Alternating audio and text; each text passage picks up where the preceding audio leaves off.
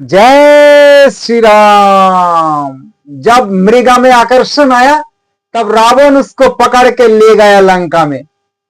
अब रावण सीता जी से कहते हैं, तू एक सोने का मृगों के पीछे ना परेशान थी, अब हम यहां तुझे सोने का लंका दे देते हैं, ले। तब सीता कहते, नहीं, मुझे राम चाहिए, सोने का लंका नहीं चाहिए। यही है मन का चंचलता। अयोध्या में गीत कौन चाहिए? राम चाहिए। राम को पास पहुंच गया तब सोना चाहिए। सोने की खदान में पहुंच गया तब क्या चाहिए? राम चाहिए। फिर लौट करके खुशी कहां से मिलेगी? रोते रोते हंसना सीखो, हंसते हंसते रोना। जितना चाबी भरे राम ने उतना चले।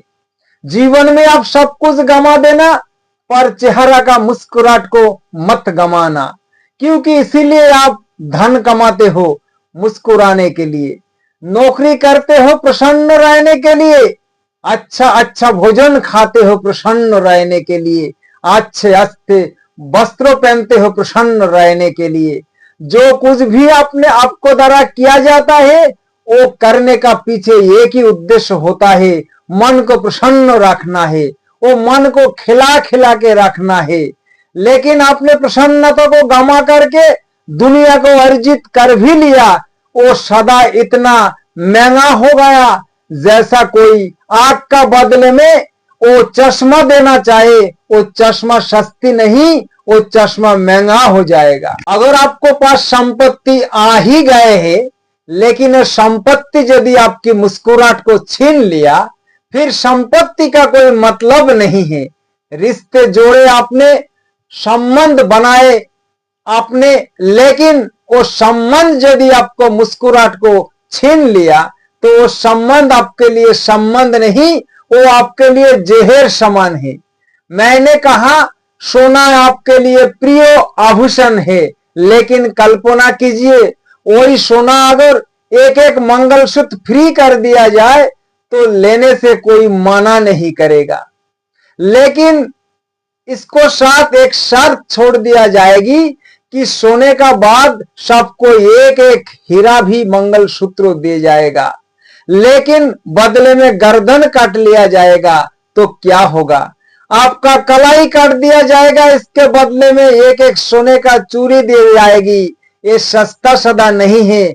सोना पसंद होते हैं हर किसी को, लेकिन कलाई की कीमत चुकाने का बाद नहीं। सोने का हार सबको पसंद है, लेकिन अपना गर्दन न कटाने का शर्त के कारण वो सोने का हार किसी को पसंद नहीं होगा। कोई कहे मैं आपको 20,000 का जूता देना चाहता हूं, पर बदले में आपको पैर काट के दे दो, तो कोई भी आदमी तैयार नहीं हो सकते हैं, क्योंकि पैर ज्यादा कीमती है, जूता नहीं है। गर्दन ज्यादा कीमती है, हीरे को हार नहीं। आग ज्यादा कीमती है, सोने का हीरे का चश्मा नहीं, क्योंकि आग ज्यादा कीमती है और चश्मा तो बदल बदल कर आते जाते रहेगी। उस आग की तरह आपको जो मुस्कुराहट है, आपके हृदय की सुकून और चैन ज्यादा कीमती है, तो उसको सुरक्षित रखो। धन दौलत तो आते जाते रहेगा, अपना प्रसन्नता को आप जरूर बचाओ। आज रिश्तेदार को पीछे और समाज को पीछे जा रहा है, पर मुस्कुराहट को बचा लीजिए। बंधुओं, मन पर जो वासना का आवरण है, आवरण जैसा बीज को ऊपर बड़े आवरण ही अंकुर का सबसे बड़ा विरोधी तत्व है। जब तक वो बीज वो आवरण का छिलके का लड़ेगा नहीं, आवरण को फड़ेगा नहीं, तब तक वो वृक्ष बढ़ने की दिशा में आगे कभी बढ़ नहीं सकता। उसी तरह से आपके अंदर में जो आत्मा निहित है, आत्मा में ही परमात्मा नहीं है। अगर हम ये सोचे आत्मा में ही परमात्मा है, तो हम अलग से ध्यान क्या करेंगे, क्योंकि हम खुद शुद्ध चेतन आत्मा है। मूर्ति को पूजा तो होता है, उसमें अगरबत्ती दिखाना जरूरी है, क्योंकि एक छोटा सा बच्चा को बचपन में एक गाड़ी खरीद करके देते हैं, वो बड़े प्रसन्नता होता है। लेकिन वो बच्चा अगर 10-15 साल बाद खुद स्वयं चल ना सके तो दुनिया को कोनो माता पिता खुश नहीं होंगे, दुखी होगा, कारण वो गाड़ी वो बच्चा को चलना सिखाने के लिए, वो पैर में ताकत बढ़ाने के लिए दिए थे। पर वो बच्चा चलना सीख गए, खड़ा होना सीख गए, फिर आज भी गाड़ी लेके क्यों खड़ी है? वो बच्चा चलना सीख गया, दौड़ भी लगाते हैं, फिर भी वो गाड़ी क्यों नहीं छोड़ रहा है? ये बात सब पिता माता को दिमाग में फैले रहते हैं। ऐसा ही सदगुरु कहते हैं, ये पूजा पाठ इबादत इंसान को खड़ा होने के लिए दिए थे, पर इंसान को चेतना ज्ञान परिपक्व होने को बावजूद भी ये तीर्थ व्रत पूजा पाठ का गाड़ी को छोड़ना नहीं चाह रहा है। इसीलिए सदगुरु चिंतित है, वो समझा रहा है पूजा तीर्थ व्रत से उनको नफरत नहीं। बंधुओं, पूजा पाठ करते करते एक दिन जब व्यक्ति अपना भक्ति में लीन हो जाए, तब उसको वो पूजा पाठ छोड़ देना चाहिए। वो बच्चा की गाड़ी की तरह है। बच्चा को वही ठेला गाड़ी एक दिन चलना बंद कर देगा अगर वो गाड़ी ना छोड़े। ऐसा ही पूजा पाठ करते करते एक दिन अगर वो पूजा पाठ नहीं छोड़ेंगे, वो पूजा पाठ एक दिन आपको अपंग कर देगा। दौड़ नहीं पाओगे, ना आगे चल पाओगे। सत्संग सुनिए, वो आगे बढ़िए। सत्संग सुनने घर में जाके मत भूलिए। बंधुओं, गुरु को बात मानना पड़ेगा।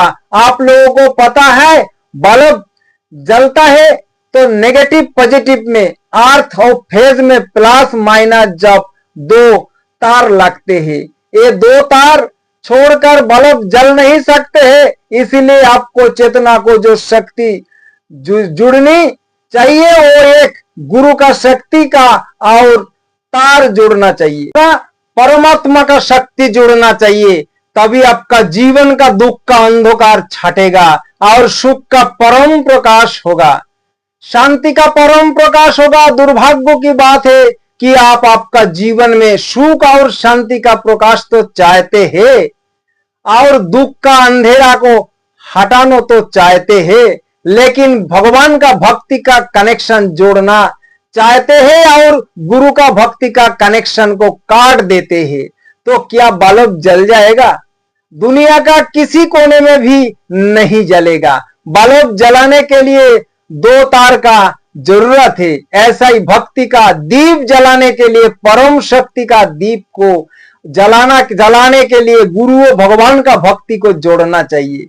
ऐसा हनुमान जी भी बताया है, श्री गुरु चरण शरण रजे। ये पहला कनेक्शन निजो मन मुकुर ओ सुधार, ये भी कनेक्शन है। दूसरा कनेक्शन रघुवर का कनेक्शन है।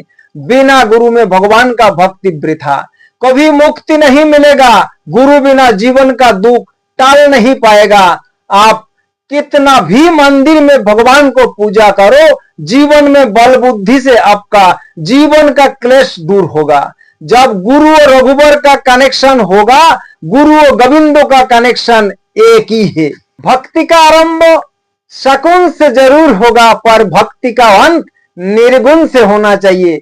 भक्ति का शुरुआत साकार से होगी, लेकिन भक्ति का अंत बिल्कुल निराकार पर होना चाहिए। जो निराकार का भक्ति में प्रवेश कर जाता है, तो उसका ऊपर जो आवरण का सिल्का पड़ा रहता है, वो सिल्का फट जाता है। और जैसा ही सिल्का फटेगा, तो आत्मा के अंदर जो परम आत्मा की शक्ति विद्यमान है, वो परमात्मा की शक्ति आपका भीतर प्रकट हो जाएगी। 20% सिल्के हटे, वो अंकुर उद्घाटन हुआ। उसी तरह से आत्मा पर जो विकार और वासना को आवरण फटा और भीतर से परमात्मा प्रकट हुआ। परमात्मा मिलाने की बात नहीं, परमात्मा बनाने की बात है। भक्तों को भगवान से मिलाने का बात नहीं, भक्तों को भगवान बनाने का बात है। आत्मा ही परमात्मा नहीं है, आत्मा में परमात्मा है। विद्यार्थी ही प्रोफेसर नहीं है, विद्यार्थी के भीतर प्रोफेसर की संभावना मिलता है। इसीलिए विद्यार्थी को प्रोफेसर बनने के लिए 25 साल तक पढ़ाई करना होगी। आत्मा को परमात्मा बनाने के लिए कामना वासना दूर करके साधना करना पड़ेगी।